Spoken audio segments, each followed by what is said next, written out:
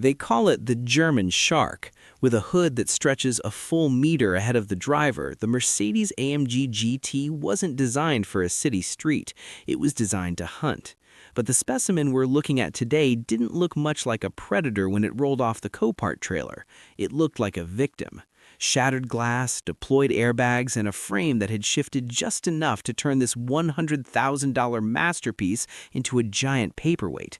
The auction listing said minor damage, but in the world of luxury salvage, those two words are usually a lie designed to trap the desperate. And as our mechanic is about to find out, the deeper you dig into a Mercedes V8 Biturbo, the more secrets you find buried under the aluminum.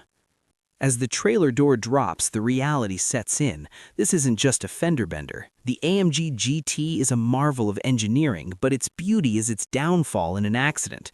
That massive front end, it's a specialized crumple zone. The mechanic hooks up the battery, and for a second there's hope. The dash flickers to life, a digital pulse in a dying machine. He tries the electronic handbrake and it clicks, but when he goes to move the car, the shark refuses to budge. The front left wheel is locked solid. Why? Because the impact didn't just dent the body, it shoved the entire radiator assembly backward, pinning the wheel like a trap. To even get this car into the workshop, he has to perform field surgery, using a wing motor just to pull the metal away from the rubber. It's the first sign that this easy fix is going to be a descent into mechanical purgatory. Most cars are made of steel. You can pull steel, weld it, and hammer it back into shape. But the AMG GT is different. Its skin and bones are almost entirely aluminum. This makes the car incredibly light and fast, but for a repairman, it's a nightmare.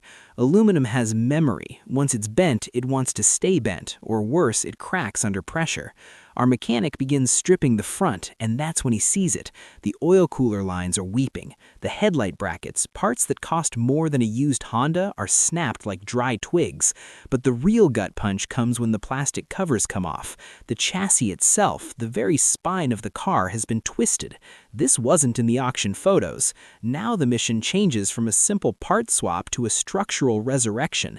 If he misses the alignment by even a few millimeters, this car will never drive straight again. Before spending a dime on the body, there's one question that needs an answer. Is the heart still beating? The 4-liter twin-turbo V8 is a masterpiece, producing 445 horsepower of pure German aggression, but it's been sitting silent since 2020. That's 6 years of oil settling and gaskets drying out. You don't just turn the key on a dry AMG engine. That's how you turn a motor into scrap metal. The mechanic begins a delicate bypass. He disconnects the spark plugs and creates a loop for the oil cooler. He's looking for oil pressure first. The starter motor whines, a frantic metallic rhythm, but the engine stays cold. No leaks. He checks the level. It's high. He reconnects the leads, holds his breath, and hits the start button one more time. The shop fills with a low, guttural growl. The V8 is alive, but as the exhaust clears, a new problem emerges, a brick in the electronic brain that refuses to let the car move. The engine is humming, but the interior, it looks like a war zone. When an AMG GT hits something hard enough to blow the airbags, it doesn't just pop a balloon, it releases a chemical explosion that melts plastic and fuses connectors. The mechanic stares at a dashboard that is literally buckled under the heat of its own safety systems. To fix this, he's not just turning wrenches, he's performing neurosurgery. Every single trim piece, from the Alcantara armrest to the central command unit, has to come out. It's a jigsaw puzzle where the pieces cost $5,000 each if you snap a clip. He starts with the center console, unscrewing the hidden bolts tucked deep inside the glove box. The goal? Reach the primary airbag control module. This little silver box is the black box of the car's soul. It's locked. It remembers the crash. It's telling the car, you are dead. He buys a new dashboard cover for $1,600, a bargain in the Mercedes world, but a massive hit to the budget. He has to strip the wiring harness from the old melted dash and thread it into the new one. One crossed wire, one pinched sensor, and the car stays a brick. As he slides the massive leather-wrapped unit into place, he realizes the airbag connectors didn't just pop, they liquefied. He's forced to scavenge connectors from a donor car, soldering wires with the precision of a watchmaker.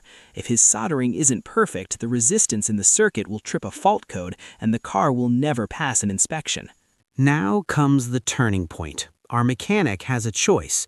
restore the AMG GT to its factory 2016 look, or go for the Holy Grail, the Black Series. He drives to the local Mercedes dealership, hoping for a miracle.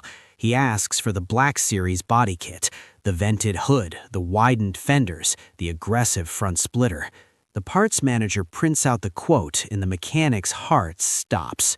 $40,000. That's more than he paid for the entire wrecked car. This is where the YouTube automation dream meets the cold reality of profit margins. He can't afford OEM German carbon fiber, so he turns to the wild west of the internet, AliExpress.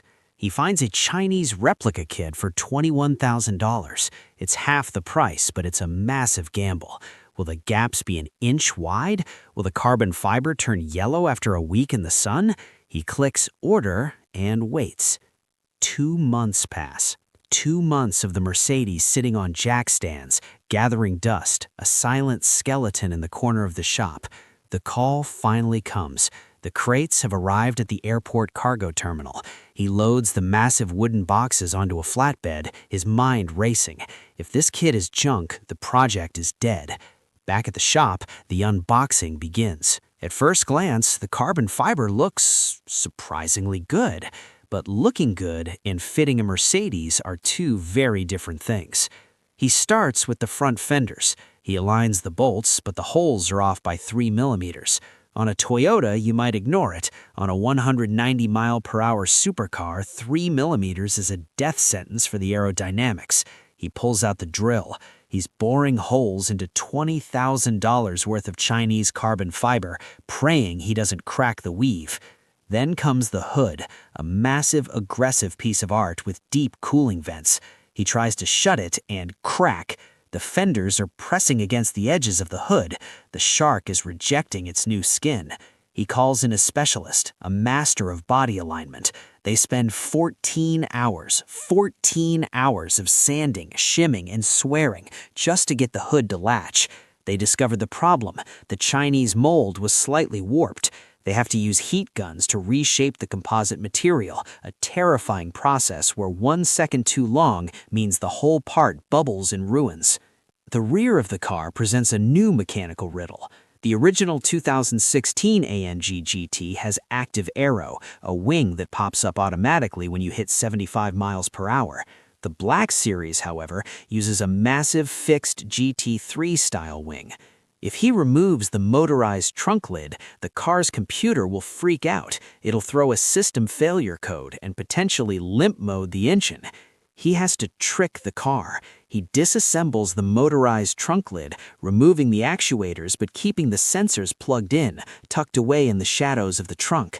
Then he mounts the multi-level carbon fiber wing. It's a masterpiece of engineering, but it creates a new problem: water. The holes for the fixed wing aren't sealed. He has to design custom rubber gaskets, O-rings that didn't exist in the kit, to ensure his $1,600 interior doesn't turn into a swimming pool the first time it rains. With the body finally straight, it's time for the fluids. But this isn't a Jiffy Lube oil change. The Mercedes V8 Biturbo is a dry sump system. The oil isn't just in the bottom of the engine, it's in a separate tank, and bleeding the air out of the lines is a high-stakes game. He fills the brake lines, but the rear calipers are seized from years of sitting in a Copart lot. He uses a pressurized hydraulic pump, forcing German gold, Mercedes .4+, through the lines until the bubbles stop. He tries to start the car for the first test drive, but the dash stays dark. The immobilizer is kicked back in. It's a theft protection loop. He plugs in the diagnostic tablet, sweating as he navigates the encrypted German menus. He finds the fault, a crash signal stored in the steering column. He wipes the code. The V8 roars to life, clearer this time, more aggressive through the new custom exhaust pips he had to weld by hand because the Chinese exhaust didn't line up with the German headers. The car is a patchwork of blue factory paint and raw gray primered carbon fiber. It looks like a Frankenstein monster. He takes it to the paint booth for the final stage. They don't just spray it, they perform a deep sea finish. They spray the original Mercedes blue, but they add extra layers of clear coat over the carbon fiber vents to make them pop. As the car rolls out of the booth and into the sunlight, the transformation is staggering. The shark has been reborn. It's no longer a 2016 salvage car. It's a one-of-one Black Series tribute that looks, sounds, and breathes fire. The journey took 6 months. It cost $21,000 in parts, thousands more in frustration tax, and hundreds of hours of labor. But as the mechanic shifts into first gear and the twin turbos whistle, the question isn't about the money anymore. It's about the fact that a car destined for the scrap heap is now the most dangerous thing on the road. We've seen the German shark rise from the dead. We've seen the struggle of aluminum, the gamble of Chinese carbon fiber, and the precision of Mercedes engineering. But a project like this is never truly finished. There's always one more sensor, one more gap, one more sound. So I have to ask you, if you had $50,000 in a dream, would you rather spend months resurrecting a German masterpiece like this? Or would you take that money and buy something brand new and boring? Let me know in the comments which GT you want to see us save next. The Japanese Legends, the American Muscle, or another German Predator. And if you want to see the full dyno pull of this beast, make sure you're subscribed. We're just getting started.